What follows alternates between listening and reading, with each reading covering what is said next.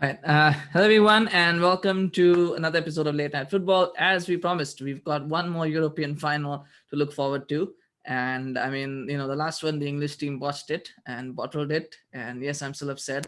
But for this one, even if an English team does bottle it, does botch it, there's another English team that will win it. So it's an all-English final. And we've got our Chelsea fan here, Nishikant Sharma, back again with us. Nishikant, welcome to the show again.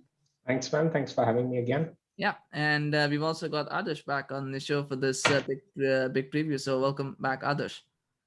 Yeah, thanks for having me back on the show. Yeah, and so last time you guys won the show, it was a bit of a celebration, bit of a mourning because City had won the title. So Adarsh is really happy. I was indifferent to it. But now I think both guys are probably a little bit more tense than last time because I mean this is the big one, isn't it? After a full season, all of that time, we've got the big final, big Champions League final.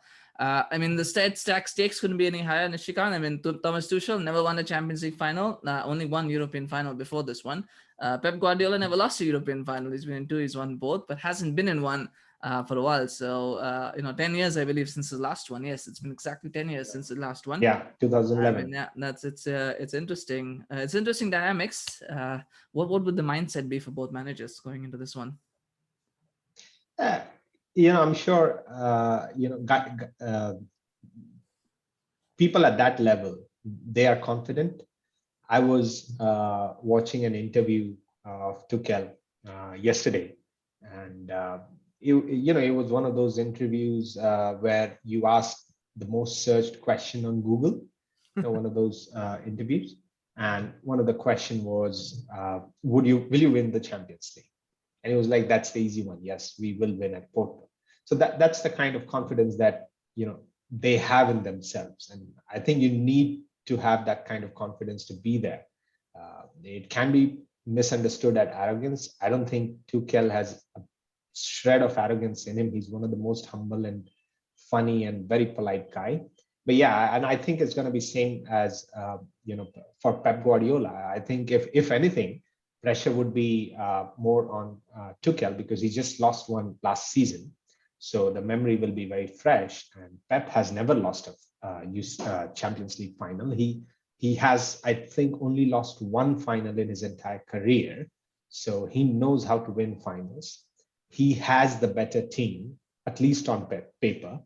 Mm-hmm. Our team is full of young ones, 22, 23-year-old, and nobody has ever except Thiago Silva, none of our players have ever played in Champions League final. I think that might also be true for City, but at least they have a coach who has a proven history of winning this particular competition and many other finals multiple times. So they are favorites for sure, but in terms of mentality, I'm sure both the coaches will be pretty confident that they'll be able to win it. I could be wrong about this, and in the comments you can tell me if I'm wrong. But if I remember correctly, the one final that Pep Guardiola has lost is a German Cup final against Borussia Dortmund, who were managed by Thomas Tuchel. So I believe that is I don't know. I didn't know that stat. Because their time had intersected. Well, let's maybe he has just made it up for now. No, I believe I know that Borussia Dortmund won, that Thomas Tuchel won a cup with Dortmund. Yeah, they did. I don't know that. I'm just trying to remember if he beat Bayern Munich, if Pep Guardiola were managing them at the time. That part is I'm not sure about. No, I don't think he has, because until Tuchel had come to Chelsea, before we beat Man City in FA Cup semi-final, was it? Tuchel had never won against Pep Guardiola. Yeah, even so I don't think he beat. Yeah, I don't think he beat Guardiola in the final. Yeah, well, maybe some of the other managers, because it's the Bundesliga, nobody cares. I'm kidding. Well, anyway, Adarsh, that would be So anyway, so we've got that one. You don't need to let me know in the comments that I'm wrong. See, that's why we do these ones recorded and not live. I'd be getting belters right now. But Adarsh, I mean, it's just City's first European final in a long time. They have won a Winners' Cup before. I mean, there's all sorts of pressure, but as a fan, when you get into this kind of, sometimes I feel it's a bit more pressure for the fans, because the players are going to be playing and they're going to be doing fine, but you're just watching on the edge of your seat. As a fan, what is your expectation in terms of this final? Do you see will you be okay if City lose it and be like the season's still a success, or do you think the season hinges on City winning this Champions League final? Uh, Playing the first Champions League final in the history is a success in itself because many teams will crave for it. And calling similar way of Thomas Tuchel, yes, like last season's final was not a disappointment one for PSG because even they haven't been to a Champions League final before last season, I suppose. Uh, Losing a final is disappointing, I must say that, but it's equivalent to achievement because in the end phase it is like 50-50 luck as well as the 50-50% of the dedication as well, I would say, because both the team deserve to be in the final, both the team deserve to win, but it depends at the last moment which team just takes an extra step and wins that medal. So there is where taking some extra things comes in. And yeah, it would be a good thing for City if they win a Champions League final, a Champions League basically. But it would also set a path for Pep Guardiola and Manchester City as a whole for the next upcoming seasons, because we have never been to a final before. And this just draws more blood and more hunger for the players that if they can do it once, that means they can do it more and more times. Because before this, City was not even like qualifying for the semi-finals. So there was something in the back of the mind of City players that they are just unlucky for the Champions League. They are just not able to do it no matter what they do, no matter what kind of coach they have, no matter what kind of players they have in the squad. They were just not able to do it. But coming to the finals this season has just brought some kind of a bloom in the players and the manager itself, as well as the board, that they have opted for the right man, right coach, and the players understood that they are working under the right manager as well. So all they need to do is just stay focused and stay passionate about the game and just be yourself in the game. Express yourself what you usually do in the league games. So that is where that is where the City has to be consistent in terms of mentality. And I hope we're going to win this one because everything is on stake for City. And even if we don't, it has been a successful season for us overall. Well, everything has been on side. Talk about form, Adarsh. I mean, City coming to this on the back of a 5-0 thrashing of Everton. They completely dismantled Everton. Chelsea stumbled and stuttered their way into the top four, losing to Aston Villa. But, they found that Leicester bigger bottlers in them. So they got through. It does feel, Adarsh, at the moment that things are working out for City, at least in terms of form wise, because they've had a nice bit of a break for 2 weeks when the league was already won, so they still played games and they were, but there was not a lot of pressure, so they could, be a little bit more reserved and a little bit more easy. Chelsea have really had to go through the grinder of the top four race, the FA Cup race, and they probably would not have ended the season the way they would have wanted to, because they lost the final and they pretty much, stuttered their way into it. So I mean, it's momentum is on the side of City, you would say. Yeah, I would definitely say that the momentum is on the side of City because they have won like 2 trophies and they won the last game as well, and they are fully charged. Every player is eager to play the final. Aguero, Kevin De Bruyne, everyone is there to give 100%, 110%, and but not taking anything away from Chelsea, but they have the young blood. That could be the thing which could actually push them down because of the lacking of experience when it comes to playing at the stage of finals, because that is what that is what the difference maker is. When you compare English teams with Spanish teams, you see, man, they have so much experience of playing giant leagues, giant competitions. They have played every kind of a final in Europe. When it comes to Europa, when it comes to UEFA, what makes Real Madrid different than City or even Chelsea? It's the mentality. They know how to keep the game for 2 legs. They know how to maintain their concentration and their gameplay throughout the final. They know they can even win in the extra time as well. They don't have a mentality like we might win, we might lose. They know they have to win it somehow. That's where players like Ronaldo and Sergio Ramos makes the difference, scores a goal. They have that mentality in their coach. They have the mentality in the history of the club. So this is the difference maker. And this is an upper part which City has at the moment, because they have players who have played cup finals, not Champions League final, but cup finals and important matches. They have won some against very good opponents as well. So that's a plus point. And but I must say that Chelsea also have an upper point of playing young blood because they are full of hunger in the starting of the career. If they win it in the starting of the career, they are just more hungry for winning it throughout the career eventually. So it's a plus point, more plus point for Chelsea, for City, and a lesser plus point for Chelsea, but not a negative one.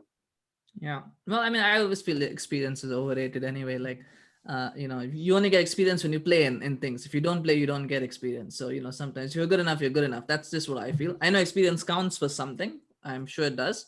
But sometimes I feel we put too much emphasis on experience over talent. But anyway, Shikar, I mean, is it a worry, Chelsea's form? I mean, I would say since the Real Madrid game, and I just felt that Real Madrid game has taken a lot out of Chelsea, just getting to those 180 minutes against a team like that. Is it a worry? Because they haven't really been that good. There was a win over Leicester, which was nice, but then they lost to them in the FA Cup. They lost to Arsenal of all teams.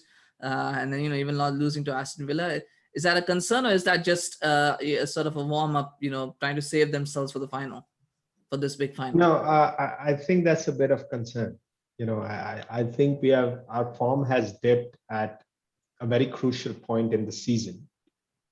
But the thing is, except the Arsenal game where I felt we were a bit lackadaisical the way we were playing, it's not like we have played really bad. Our attack is horrible. It's toothless, and that has been our bane so far, right? We create a lot of chances, but we do not have anyone to convert them. Mm-hmm. If you look back to the 2012 Chelsea team, a lot of people make this argument that you guys were really bad then, and this team has if you look at the league. Technically, we have performed better than that team, but scoring wasn't a problem. That team didn't concede. It could park the bus. It wasn't pretty, but when we got the chances, we could score. You look at against Barcelona, Ramirez got one chance, he lobbed Valdez. Torres got one chance, he scored. We got one chance. Didier got one chance and he scored. So we were clinical. We had players we didn't need too many chances to score. But with this team, we need a lot of chances to score a single goal. And, that is something against big teams, you cannot expect to have so many chances. City have an excellent defensive record. Right? Defensively, Manchester City is an excellent team. They have been throughout the season. So I don't think we'll get those many chances. And if we do not convert those, City have players who could, score out of nothing. They really have quality players like De Bruyne, Foden, Sterling may not be in form right now, but they really haven't missed him that much, to be honest. And you could say their main scorer throughout the history of this club has been Sergio Aguero. He barely played this season. Either he was injured or he was on the bench. They didn't have any problem scoring, right? They have players who can find goals. They can find goals from midfield. They can find goals from pretty much whoever they play up front.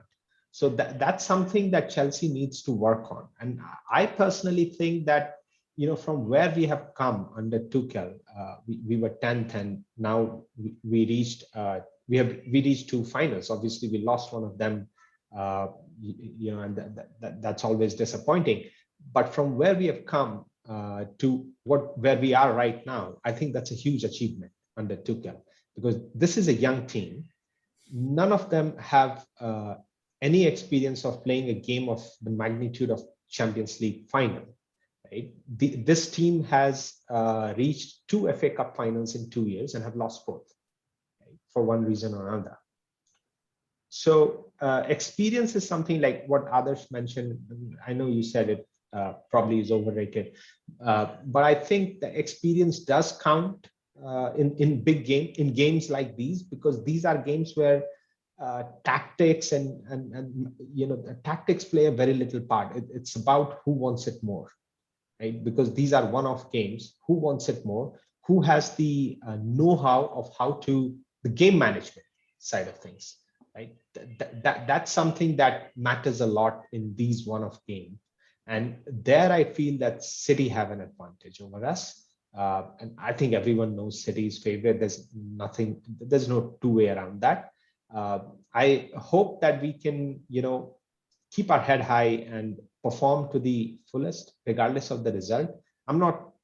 I'll be disappointed, of course, if we lose tomorrow, but I'm happy that we have reached final. I see as a huge progress that our team has made from where we were in the middle of season when Lampard got sacked to where we are right now. This is a huge progress. And if we can, invest wisely in a striker that works for us, which is not often the case when it comes to Chelsea, if we can get something like that, I think this team can achieve, many good things and, go on probably to win another Champions League final. I won't put it past them because the team is really good. We just lack that finisher, that killing instinct to put the ball in the net, which is why strikers get paid highest. It's the toughest part, toughest job part of football, to score goals. That's lacking, and that could be the reason for our downfall. But apart from that, I'm confident that this is a team that can go toe to toe with City. Yeah, well, I mean, just to clarify on this, I'm not saying experience doesn't count for anything. It does count for quite a lot. But, and I will bring this up in the personnel because we're going to talk personnel now, and I will tell you where it means. But I just feel that sometimes we put too much emphasis on experience over ability. But I will make my point when I give the example of personnel. We'll talk about that. Others, I was going to say the City team practically picks itself, but you just shared some very important news, interesting news about personnel with Ilkay Gundogan probably getting injured in training. He might be a doubt I've not heard anything that he's out of the final for sure, but it does seem like he might be a doubt. And the reason why I say that is my question was actually going to be, do you start with Rodri or Fernandinho in the final? But if Gundogan is not available, then you're starting with both of them anyway. Yeah, even I heard the news just now that Gundogan has suffered some kind of an injury, but it's not very concrete. Even if it's true, I mean, it's not sure how big of an injury is it. Is it bad enough to miss tomorrow's game? If not, then he would be playing. And if he plays, it's a good enough. He is a very excellent asset to our team. He has been great this season. And if he doesn't, then it would be both Fernandinho and Rodri. And if he does, I'm really confused on this one because Fernandinho just gives another dynamic to the team. Everybody have seen what he provides to the team in the PSG game. Even when you have excellent dribblers like Di Maria, Mbappe, or Neymar in front of him, he was excellent. Yeah, he has the ability to make fouls without getting carded and getting other players. Yes. That's the ability. That's what he brings, the technical fouls. That's what Rodri is not good enough for. But apart from that, it was an experience. He has that experience in him, the leadership quality, which was seen on the field as well. And but again, we don't need that much of an experience that we would be running Chelsea would be running all over us. So we need Rodri for that to stay on the pitch and just hold on for us. But the problem with Rodri is if Chelsea does not run over us during the first 10 to 15 minutes, if Rodri is having a good game within the first few minutes, he'll have a good game throughout the match. But if Rodri is being pressed high and he's unable to express himself during the first minute, he usually disappears for the rest of the match. He commits so many mistakes that are usually taken advantage by the oppositions, because defensive midfielder is a position which is the heart of Pep Guardiola's gameplay. And if you press that position, that means you have been checkmate in the first half itself. So it would be very, very interesting part that if Rodri plays well in that role or not.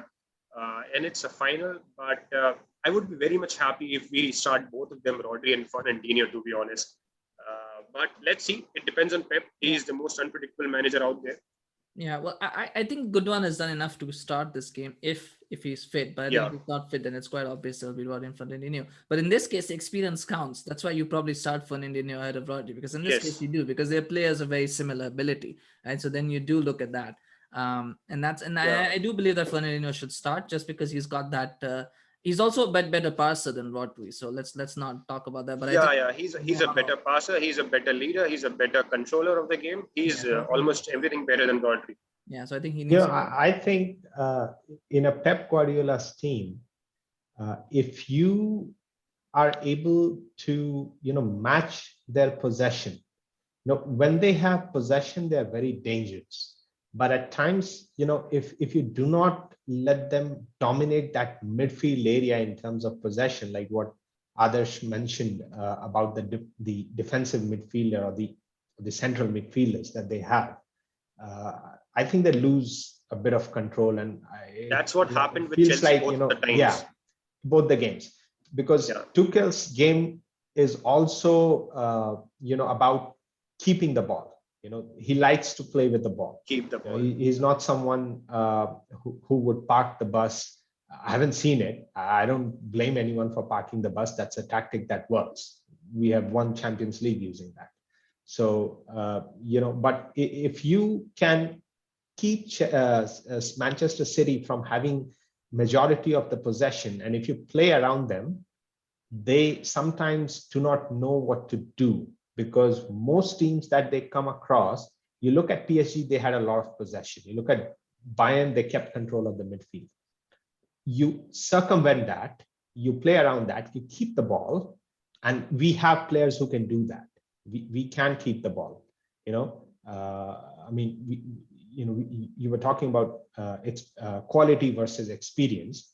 I don't think ability versus experience is what you said. So I don't think our players, there isn't a huge gulf in class when it comes to ability. We have good players. I don't think they have a player that can match N'Golo Kante when it comes to being a destroyer in the midfield. Whether they play, I mean, Fernandinho is an Breaking the excellent game like midfielder. Kante Yeah, is Yeah, I mean, excellent in there is breaking no the one who game. can. let's talk about that. What is the over under on Fernandinho trying to get Kante sent off or trying to tactical foul Kante every chance he gets? I mean, he could, but I'm sure. Look, Fernandinho, if he focuses too much on Kante, then that would be a problem for Manchester City. Because I hope we don't play Jorginho. I really Yeah. hope that. Yeah, see, that's, And yeah, if we do not play Jorginho and we happen to play Kovacic, then Kovacic and Mount will run rings around them if Fernandinho gets hung up on one particular player. That's N'Golo Kante. And if you leave N'Golo Kante, everyone knows he's an excellent defensive midfielder, but he's very underrated when it comes to his ability to move the ball forward. Moving forward, yeah. He very can good in it as actually, well. he has a burst of pace, and he can really take the ball forward. And he's not the best passer around, but he'll take the ball forward and make sure to find the right person who can then find the attacker. Obviously we won't score, or if we score, we'll be offside. That's a separate issue altogether. no. But if they focus too much on Kante, that will be detrimental to City. Yeah. So man to man, I do not think there is a huge gulf in class in our midfield. So we have all the chances to actually circumvent Manchester City midfield. Whether it works or not, Manchester City, for me, they are the best team in Europe, the most balanced team in Europe. No doubt about that. No question about that. You can smirk, but I would say Bayern would make a case for that, but I mean, I get what you're saying. Yeah. Bayern Bayern would doesn't make a have that bench case for for him. that. Yeah, but Bayern could make a case. Bayern for has that, a bench. The but problem is their bench gets injured. They have too many injuries Yeah. on the bench. Bayern has yeah, a bench. but Bayern's first 11 is pretty good. There's no doubt about that. But I don't think you can conclusively say that they are better than City. Right? Well, yeah, PSG robbed us of that. So thank you, PSG, for that. Yeah, PSG defeated Okay. Bayern. and Well, yeah, they did. They Manchester got City lucky. defeated City defeated PSG. PSG over two Yeah, legs. Yeah, but over two PSG played legs. Bayern without Lewandowski. I think that that helped them because to be Hmm. honest, I saw That that game. I definitely. tell you what, PSG So was really so lucky. that points to the fact that that Bayern Munich's Doesn't have a team is replacement. over dependent on Yeah, they don't have a Lewandowski. replacement for a striker, but then City don't They have a don't have. striker at all. So I mean, that's fine, right? Huh. It's And kind see, I That's mean, it's not balances that the City whole don't have point. a striker. I'm kidding. I'm City kidding. haven't needed a striker this season. Yeah. No, I know. Pep Guardiola is the master of strikerless formation. False nine, basically. Yeah, false nine or Yeah, but I not mean, having a pure striker. yeah, but I was talking about the personality. So you mentioned Jorginho, right? Jorginho clearly more experienced than someone like say Billy Gilmore, right? But I would start Billy Gilmore over Jorginho. I'm not seen him much, but whenever I've seen him, he look very good, right? So I'm not saying Jorginho or Billy Gilmore should start. I don't think either of them will start because it will be Kovacic and Kante. I'm hoping that those two will start. But if you had to have a choice, if for example for some reason Kovacic is not available, would you start Jorginho or would you start Billy Gilmore? Right? I mean, No, I would start Jorginho because I see you criticize him all the time on social media. And yeah, because Billy is, I think it's too big enough. I wouldn't really, if Tuchel happens to start Billy Gilmore, I'm not going to complain.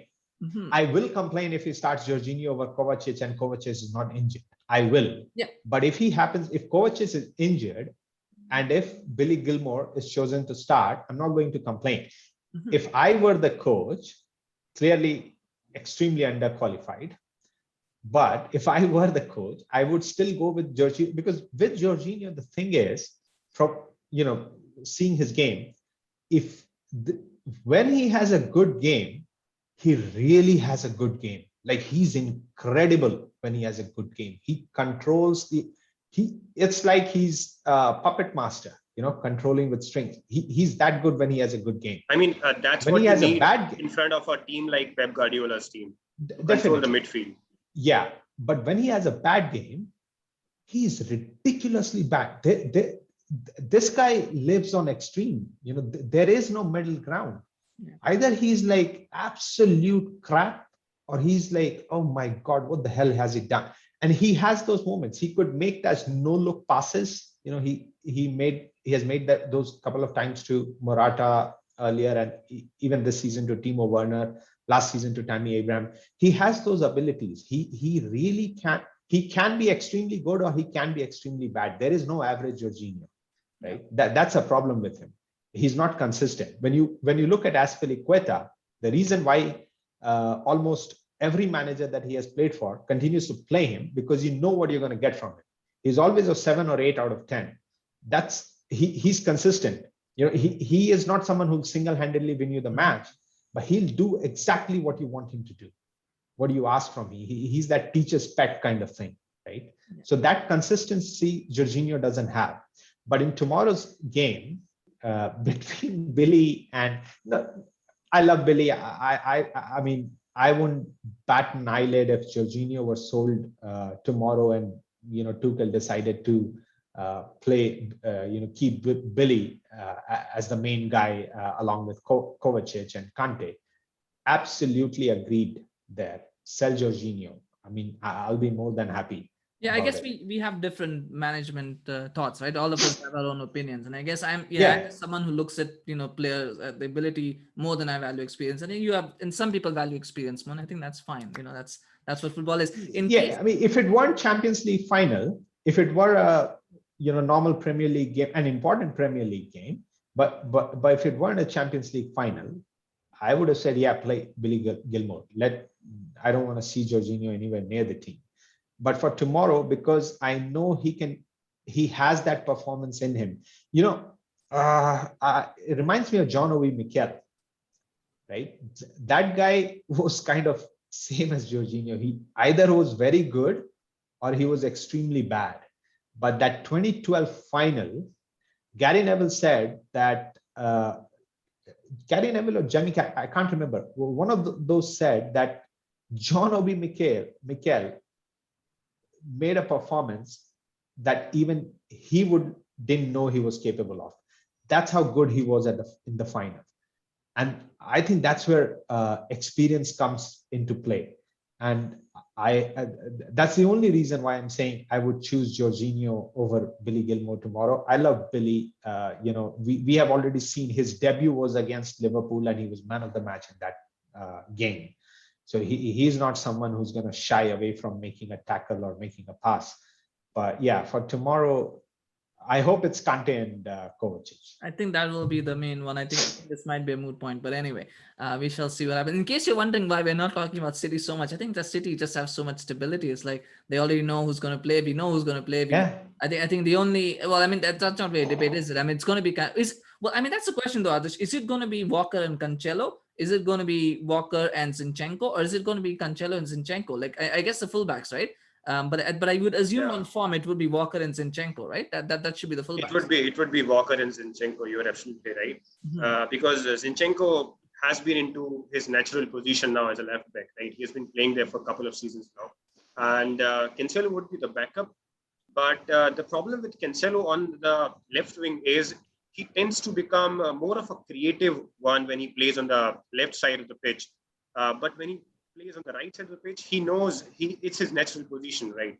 So he knows when to go forward and when to actually stay back, what kind of play the oppositions are playing.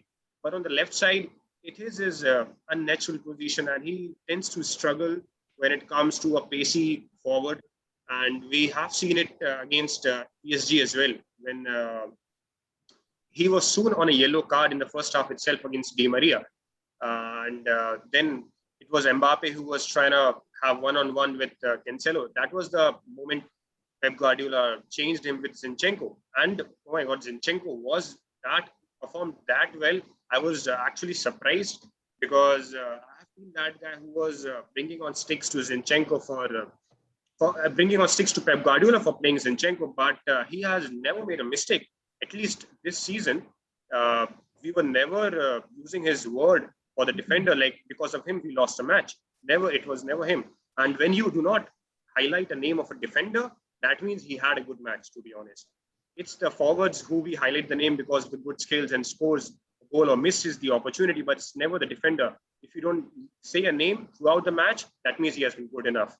So it would be Zinchenko and Walker, followed by Stones and Diaz at the back. Ederson, midfield again, Gundogan and Rodri. If not Rodri, Fernandinho.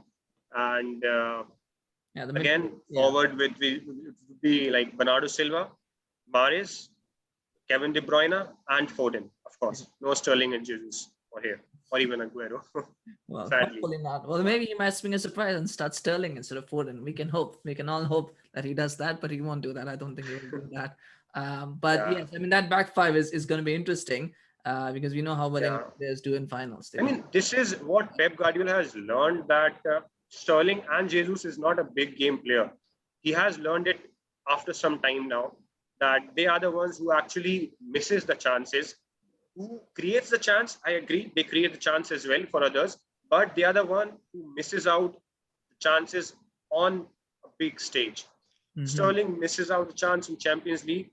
Sterling misses out on important games where we have to score a chance when the opposite team is just parking the bus and they're holding on to City. So Jesus is one of them as well. He holds on to the chances. Jesus was started by Pep Guardiola in the starting of the season. That's why he had like 10, 12 goals by the end of the season. But he sooner or later, he realized that Sterling and Jesus aren't the players who are going to take him to Champions League final or even win the Champions League final for this topic. But he realized it. He benched both of them, both the star players, and now we're getting the results. And Foden is getting the time he deserved, and he is proving out to be one of the best players in the squad. Like 14, 15 goals in a season, more than 10, 12 assists throughout the season. That's pretty much impressive. Yeah. So he has found out that Foden is the guy who can be started on big games over Sterling. Kevin De Bruyne, Bernardo Silva can be started over Jesus. So this is the little bit of configuration he has done in the team, and it has resulted good as well for us. Yeah. We're not gonna discuss this, but I just want to make this point because it's interesting, and we might talk about it sometime in the future in the show. But when you think of England, they've got Foden on the left wing, they've got Sancho who can play on the left wing, they've got Jack Grealish who can play on the left wing, and yet you still got Sterling and Rashford in that England squad. Do they both need to be there? I was talking yesterday, maybe Rashford to take the month off, and I mean, I could just see that. Like, just tell Rashford to the month off because he probably shouldn't be starting anyway ahead of any of those three players at this moment. Both Sterling and Rashford could take a month off because both of them are not in a good form. And Sancho can play on the right wing. He has that ability. He has been playing on right wing for some time at Borussia. Right again, left, so. I think they have enough credit in the bank. Right? I know they have credit, but I wonder that do they even need to go there? Like, I mean, that's what I'm thinking, because I think Rashford really needs a rest. I mean, I don't want to discuss it here, but I think Rashford is injured as well. So he's been injured for a year and a half now. But he's still playing. So he needs Southgate might ultimately decide not to take him, but I think Sterling will be there because Sterling is one of them. Sterling would be there, but would be on the bench. For that instance, drop those players. You never know how Southgate decides. Oftentimes you'll see a player not performing well for a club but performing well for their country. Doesn't always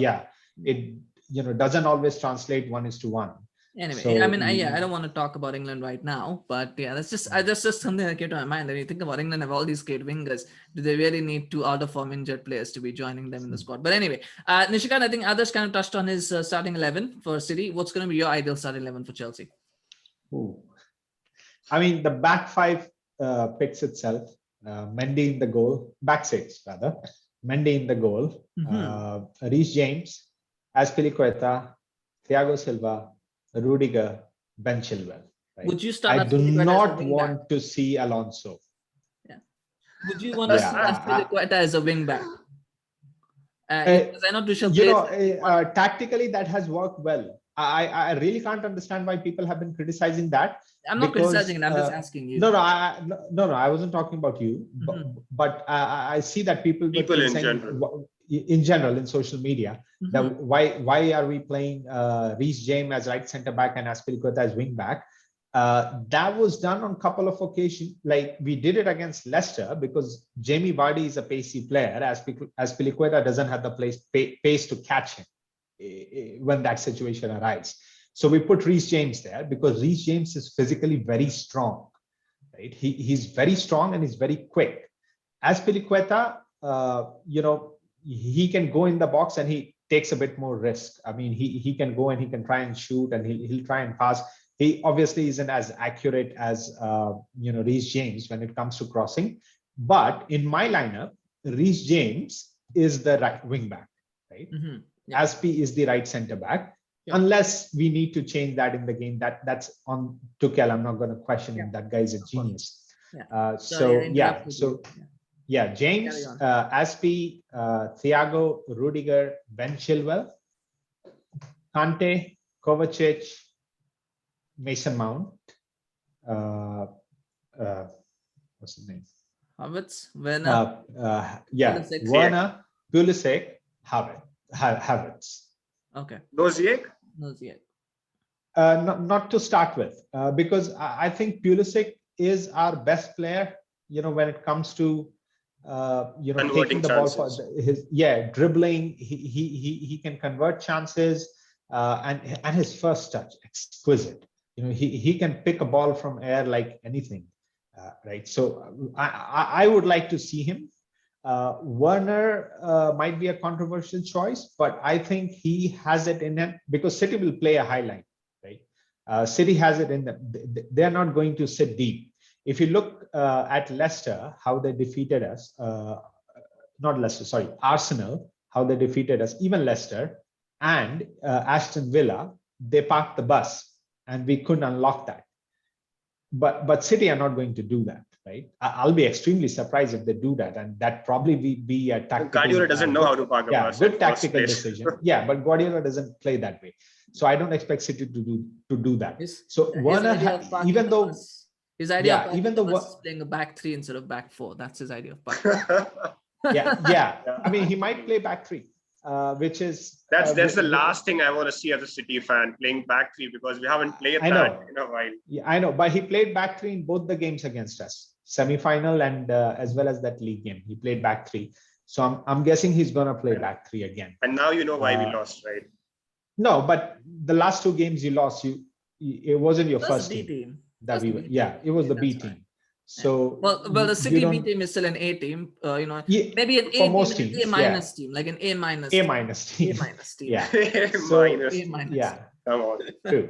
But like I said, Timo Werner, he has it in him. Like even if he doesn't score, that guy has like 29 or 27 goals and assists, goal involvement in 50 games. So, I mean, obviously we want him to score more, but by any means, he hasn't been it won't be called a flop season, right? And he can create problems when he starts running. He may not score, but he'll definitely be able to pass it to someone. So But in I Champions need League Werner final, for you his. need to score, right? I Well, mean, need to Werner may convert not score, but obviously someone has to score. We definitely that's what I said earlier, that our downfall, if we lose, the reason would be that we couldn't convert our chances, right? And then I'll blame Werner, Kovacic, or sorry, not Kovacic. I had a question altogether. in mind when it comes to a Chelsea fan. Like, who would you prefer as your striker? The false nine Havertz or a proper striker Werner? Havertz. Why? Werner doesn't work as a proper striker, man. He's someone who, it's better if you play him deep so that he has the opportunity to exploit the space behind and run with the ball. He's not he's not very good as a striker. like Whenever we have, sorry, like an upgraded Rashford, basically. Yeah, maybe. Yeah, I But wouldn't at say an Leipzig, upgraded he Rashford. was I a think proper Rashford is still a striker who better used to player. take chances, who used to run the defenders. He No, was a but he different player often at used to Leipzig. play in. No, but he used to play in a two at Leipzig. He often used to play in a two, with him kind of little behind on the left-hand side. That's what Lampard was trying earlier in this season. But unfortunately, we had so many injuries then that he had to be converted to a left winger rather than a left-sided striker. So I think Kai Havertz should be number 9 because physically, Kai Havertz is a stronger player. He's a tall guy. He's very good with headers. Yeah. He's very good. We haven't really seen it, this season with Chelsea, but he's really very good with his head. So he can, go for those 50-50s against a stronger and a taller defender compared to Timo Werner. Pulisic, obviously, if he's a natural winger. So yeah, if it was an ideal scenario, I would have played him on the left, and Ziyech on the right.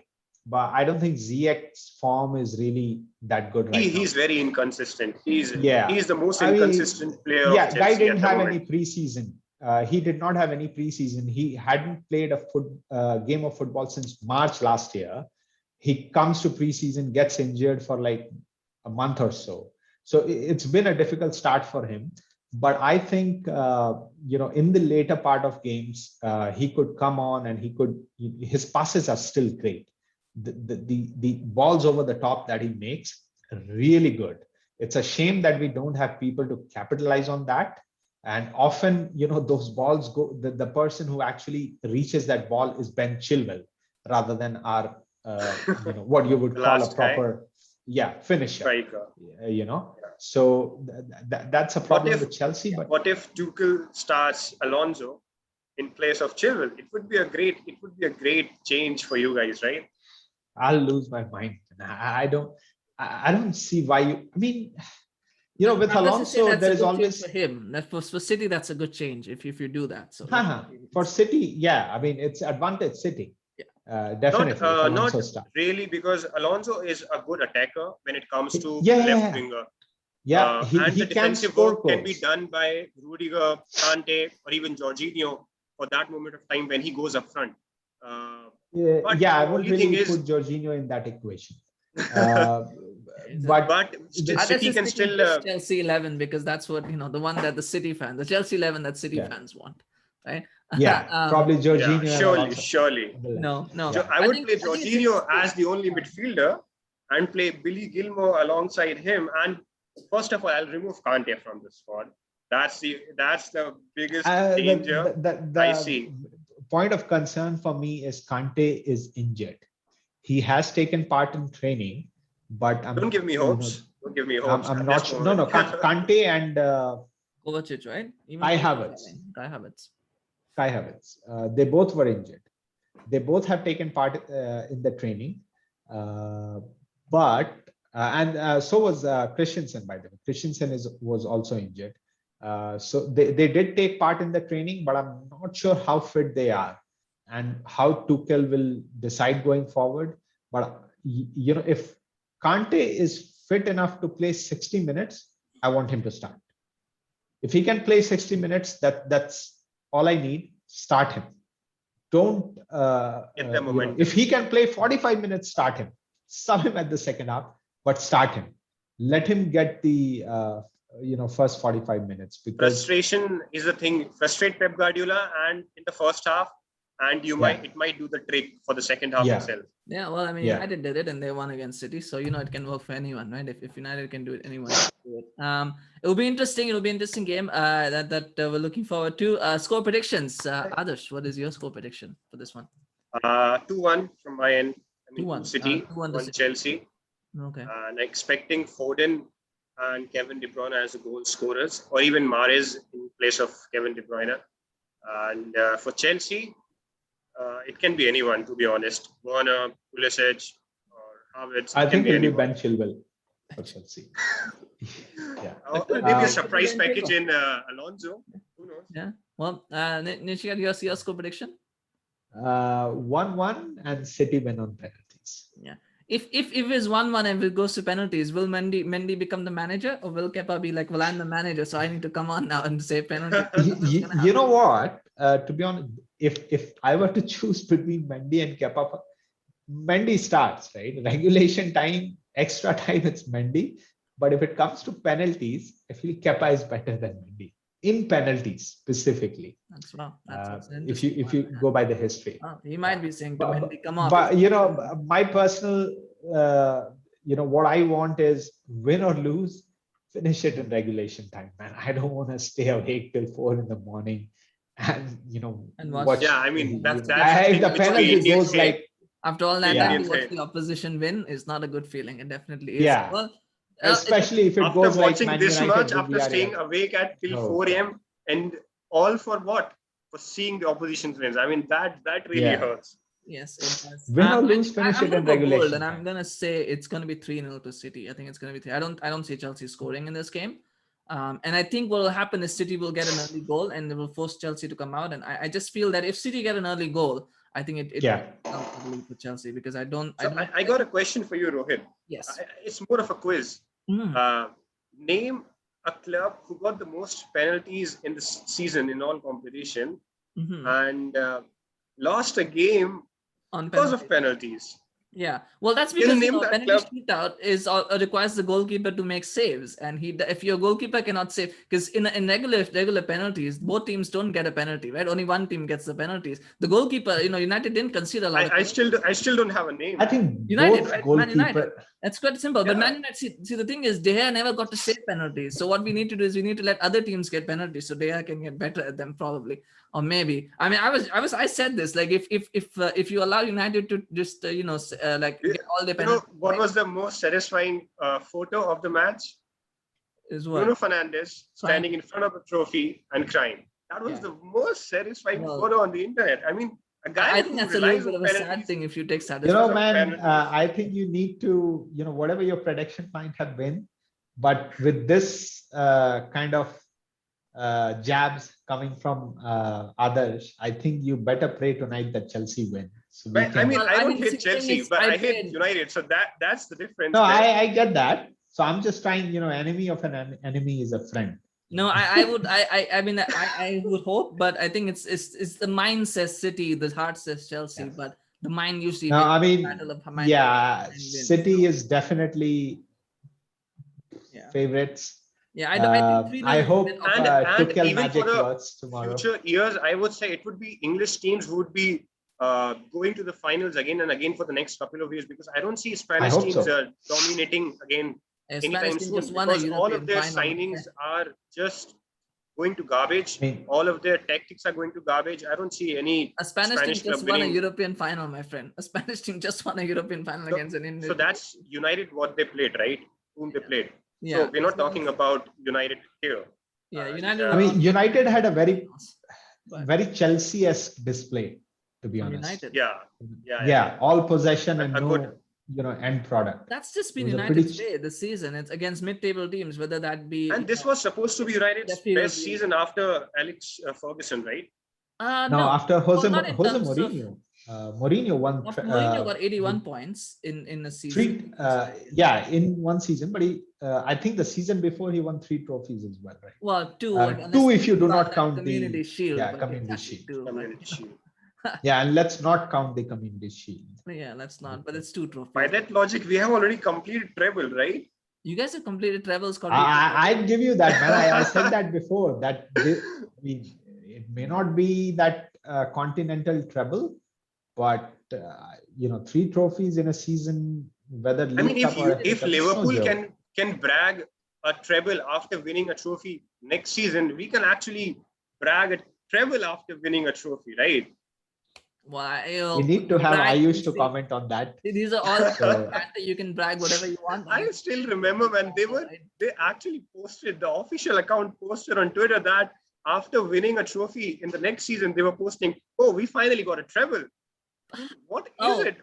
Because they won the Club World Cup, so they were counting the Club World Cup and the Community Shield in a treble. I mean, that's okay. Yeah, that's a little bit desperate. I'll say. I'm not a Liverpool fan, but I will say that that's a little bit desperate to try to include. You could still count Club World Cup, but Community Shield is it's like that something else. What happens in the United States, Intercontinental Cup or something that happens during preseason, it's more or less the same. Yeah. Well, I mean, the Club World Cup, it's you count it if it's part of like a 6, like you won 6 trophies and you want to say, yes, I won a Club World Cup. Yes, that's good. You don't count that as part of a treble. That just sounds like desperate to try to pad your stats or whatever. But anyway, I mean, that's interesting. I mean, yes, I can understand as a fan of a team that has lost in a penalty shootout, I can say, yes, the penalty shootouts are disappointing.